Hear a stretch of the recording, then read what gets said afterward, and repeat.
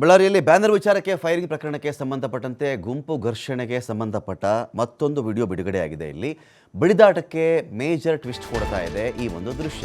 ಎಲ್ಲರ ಕೈಯಲ್ಲೂ ಮೊಬೈಲ್ ಇದೆ, ಕೆಲವರ ಮನೆಗಳ ಮುಂದೆ CCTVಗಳನ್ನು ಹಾಕೊಂಡಿರ್ತಾರೆ.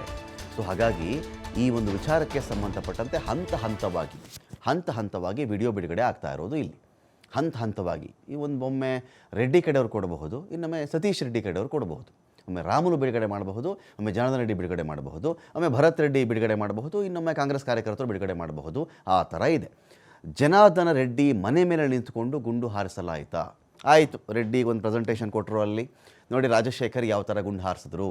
ಗನ್ ಮ್ಯಾನ್ ಒಮ್ಮೆ ಮೇಲಕ್ಕೆ ಗುಂಡು ಫೈರ್ ಮಾಡಿ, ಗಾಳಿಯಲ್ಲಿ ಗುಂಡು ಫೈರ್ ಮಾಡಿ, ಇನ್ನೊಮ್ಮೆ ರಾಜಶೇಖರ್ಗೆ ಗುಂಡು ಹೊಡೆದು ಸಾಯಿಸ್ಬಿಟ್ರು ಅಂತ. ಈ ಕೈಯಲ್ಲಿ ಆಯುಧ ಇಟ್ಕೊಂಡು ರೆಡ್ಡಿ ಮನೆ ಮೇಲಿಂದ ಗುಂಡು ಹಾರಿಸಲಾಗಿದೆಯಾ? ರೆಡ್ಡಿ ಮನೆ ಟೆರೇಸಲ್ಲಿ ನಿಂತಹ ವ್ಯಕ್ತಿ ಗುಂಡು ಹಾರಿಸಿದ್ರ? ಇಲ್ಲಿ ಕೈ ಕಾರ್ಯಕರ್ತನ ಹೆದರಿಸಬೇಕು ಅಂತ ಇಲ್ಲಿ ಗುಂಡು ಹಾರಿಸಿದ್ದು ನಿಜಾನಾ?